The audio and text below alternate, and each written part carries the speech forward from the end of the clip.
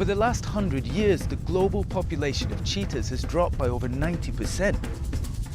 Experts think that leaves only about 10,000 left in the wild. Once a common animal found on 5 continents, their range has dwindled to just a few isolated pockets.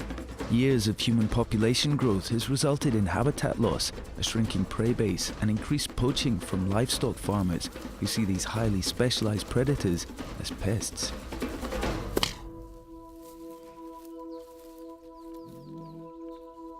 Okay, so we've come to the Cheetah Conservation Fund and we're looking for Dr. Laurie Marker. Now, she was the founder, she came here years ago, and she's known locally as Queen of the Cheetahs.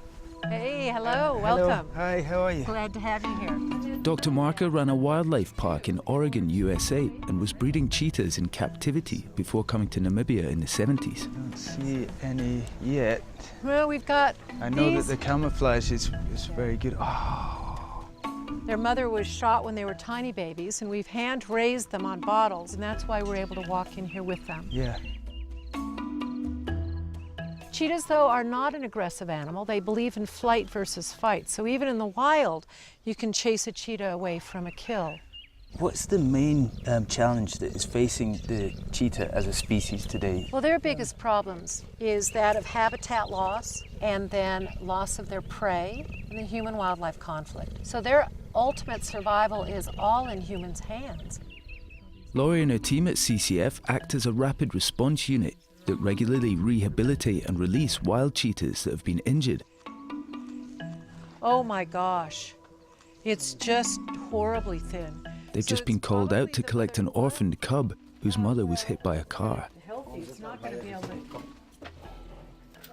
This size cat's not the size that you can end up putting back out into the wild.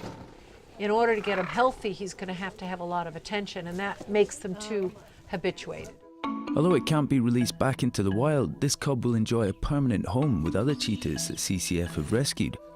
But it's no holiday camp. CCF have devised an ingenious exercise routine to keep them on their toes. So by doing a cheetah run, we can not only keep them fit, we can also stimulate them and enrich their lives mentally as well. And it's all controlled through this magical box here. Speed is it's quite sensitive. Yeah. Like an African PlayStation. Forward, reverse, and then the speed. Part sanctuary, part safari park, visitors paid top dollar to see the cheetahs up close. These are a group of 4 cats. They're 2 brothers and 2 sisters, all from the same litter. Their mother was shot and we raised them from the age of 3 weeks old.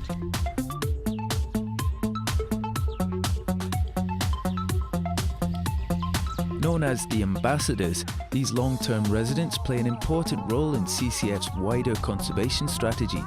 By generating revenue from tourists, they help fund an ongoing project to bring back the cheetah's natural habitat. So this area in the 70s was an open savanna. So you're supposed to see a tree here and a tree there and a bush here, but not to the overgrowth that we have. The bush is so thick that the animals can't even maneuver their way through it.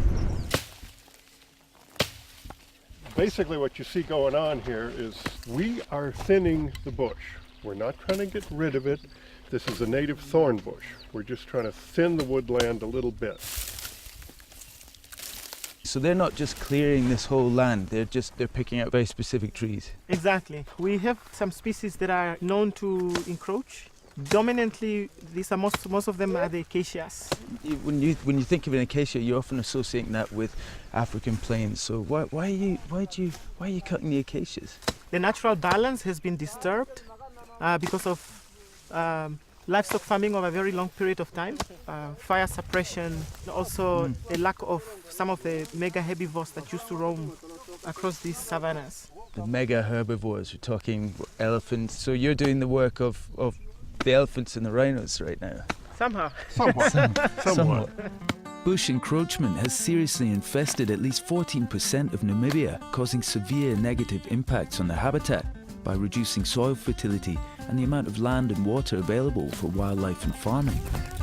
It's the aim, you know? But by clearing out the thorny invaders, Bruce and his team are bringing the entire savanna ecosystem back for the cheetah and a host of other animals.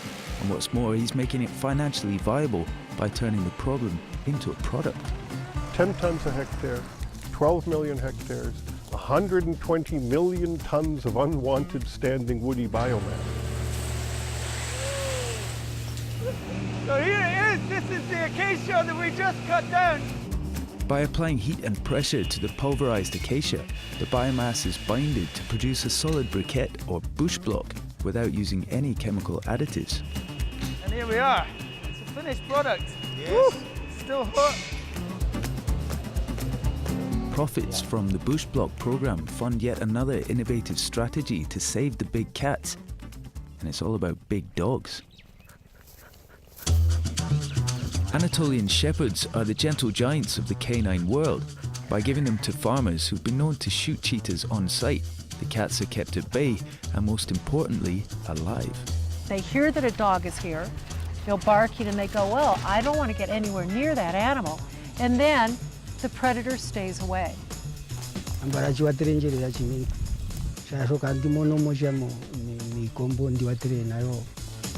The final piece of the CCF puzzle is back at the lab. There's a board right here, and they're putting this in, they're going to squeeze the cheetah to here, and then we're going to inject it with anesthesia, and then it will go to sleep. Okay.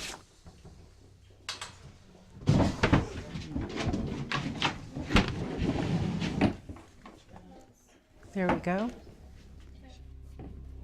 So the cheetah has very, very low genetic diversity, and it is something that is from about the time of the ice ages. So if they're all the same, they can't really adapt to anything, and that's a big, big threat to a population. They also can't fight against any virus infections, any infectious disease, because again, if you think about it, if they're all the same, they might all do well, or they might all not do well.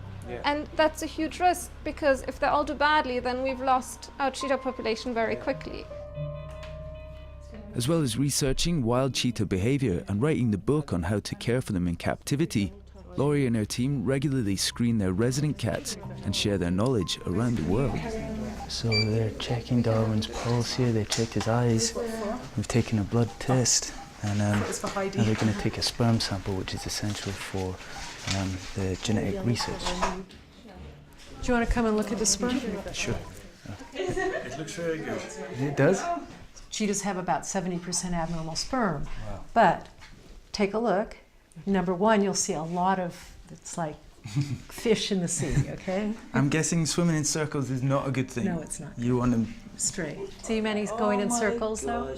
Despite the high number of mutated sperm, this is a relatively healthy sample which will be frozen and stored in the CCF gene bank. There's very few that aren't moving. We've had cubs born using our frozen sperm from Namibia in the past. So all of these are pieces of the research that we do conduct here as well.